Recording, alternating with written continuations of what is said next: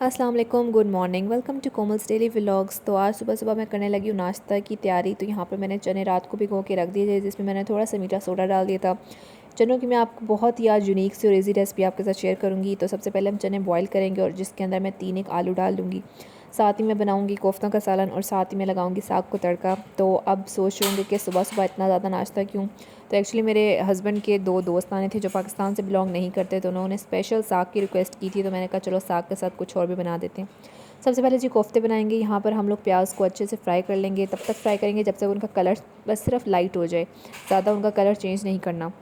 जब उनका colour light हो जाए तो उनको एक ग्राइंडर में डाल के साथ ही आपने 3 से 4 टमाटर डाल लेने हैं, उसकी ग्रेवी बना लेनी है और फिर उसको मज़ीद अच्छे से मसाले को भून लेना है। अच्छा, जो कोफ्ते हैं ना, उसमें खड़ा खड़ा मसाला जो होता है वो अच्छा नहीं लगता, इसलिए आपने अच्छी सी ग्रेवी बनानी होती है इसको ग्राइंड करके। स्पाइस आप अपने हिसाब से डालें, नमक, लाल मिर्च, हल्दी, सूखा धनिया, साथ इसमें थोड़ी सी आपने काली मिर्च डालनी है और गरम मसाला डालना है। मसाले डालने के बाद उसको अच्छे से भून लेना है। जब वो अच्छे से मसाला भून जाए तो फिर उसके बाद आपने उसमें अपने कोफ्ते डाल देने हैं। कोफ्ते डालने के बाद आपने उसको फ़ौरन से ज़्यादा नहीं रहना, वरना कोफ्ते टूटने लग जाएंगे। सबसे पहले आपने कोफ्ते डाल के उसको थोड़ी देर दम पे रख देना है ताकि कोफ्ते अच्छे से पक जाएँ। जब वो पक जाएंगे तो उसके बाद उसको अच्छे से भून लेना है ताकि मसाला जो है कोफ्तों के साथ अच्छे से लग जाए और उसका टेस्ट अच्छा है। वरना आप भूनेंगे नहीं तो वो मसाला अलग और कोफ्ते अलग, तो वो मज़े का टेस्ट नहीं आएगा। साथ ही मैंने अपने चने और आलू बॉईल करने रखे थे जो कि अच्छे से गल चुके थे। आपने इसको अच्छे से गला लेना है।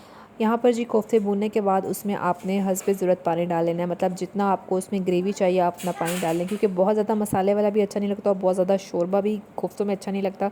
तो आपने इसकी एक थिक सी ग्रेवी बना लेनी है और इस पॉइंट पर आप चाहें तो इसमें सब्ज़ मिर्चें डाल सकते हैं और ऊपर मज़ीद गर्म मसाला इसको डालना चाहें तो डाल सकते हैं।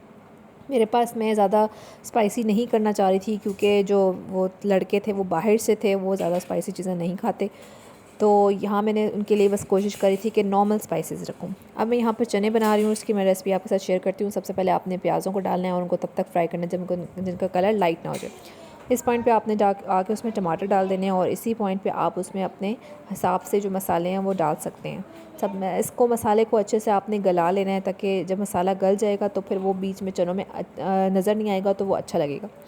साथ ही आपने क्या करना है कि थोड़े से जो चने हैं और आलू जो आपने बॉईल किए थे वो आपने उसका पेस्ट बना लेना है। जब मसाला अच्छे से गल जाए तो आपने वो पेस्ट उसमें शामिल कर देना है।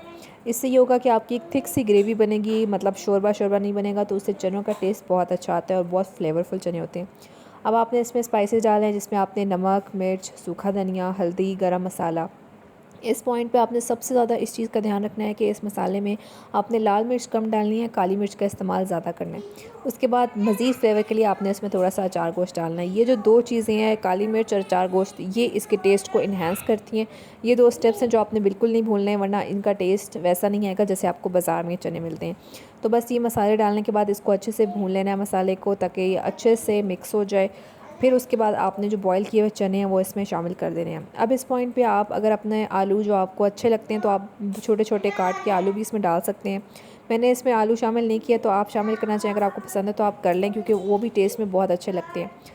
तो इसके बाद जब ये मसाला आपने चने अच्छे से इसमें मसाले में भून लें तो इसमें थोड़ा सा पानी डाल के उसकी थोड़ी सी ग्रेवी बना लेनी है। तो ये मेरे चनों की फ़ाइनल शक्ल है, ये मेरे कोफ्तों की फ़ाइनल शक्ल है। और ये साग को मैंने साथ तड़का लगा दिया और साथ मक्खन है और साथ ये मैंने मज़ेदार से पराठे बनाए हैं।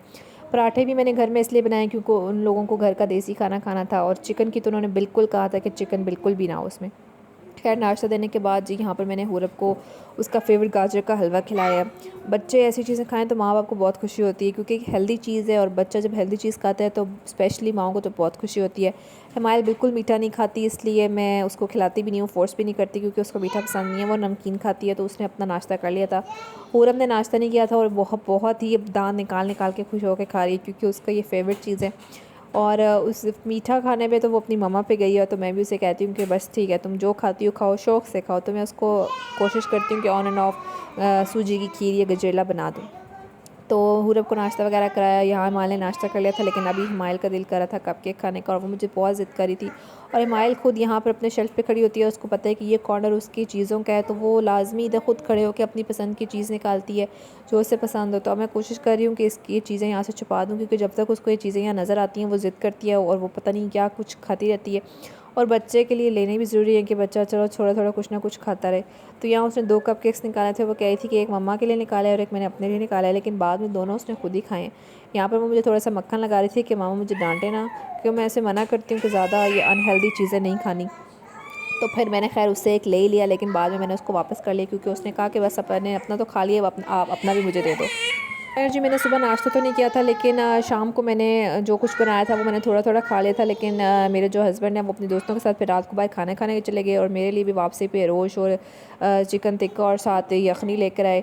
रोश मैंने आधा खा लिया था, उसके बाद मैंने वीडियो बनाई और मेरा बिल्कुल दिल नहीं था, मेरा पेट बहुत ज़्यादा फुल था, लेकिन उनको लगा कि शायद मैंने सुबह नाश्ता नहीं किया, तो मैंने रात तक कुछ नहीं खाया।